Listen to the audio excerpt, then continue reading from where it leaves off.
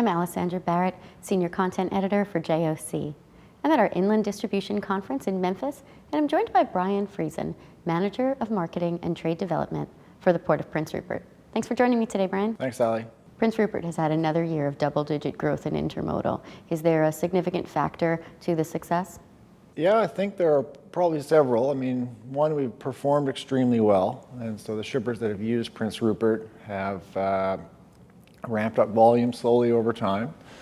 The Rupert model is unique in that it's very much focused on IPI rail, so it's very, very productive from that perspective, in that the terminal really has a focus on building outbound trains every day. And so that lends itself to both speed and reliability. And so that performance, I think, is a key factor in our success. What trends are you seeing in the business that might change the way things are being done? Obviously, big ships are a big trend that we're seeing. I think in the next 3 to 5 years, a lot of the big vessels on the Asia-Europe trade will cascade into the Trans-Pacific, and so I think a lot of West Coast ports are going to have to get ready for that.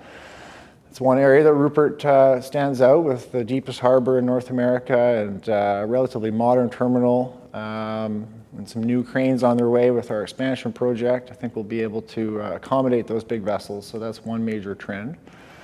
And then also, with everything going on in the business, I think shippers have become more involved in terms of the full supply chain. So we're seeing them at the ports a little bit more often, wanting to get involved and meet some of the key players at the terminal, at the Port Authority.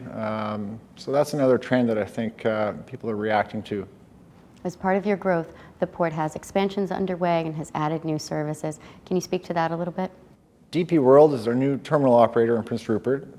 We see them and, of course, CN as great partners in our success. And we're about 6 months into an expansion of Fairview Terminal. It'll take about 2.5 years. We're looking at completion third quarter of 2017.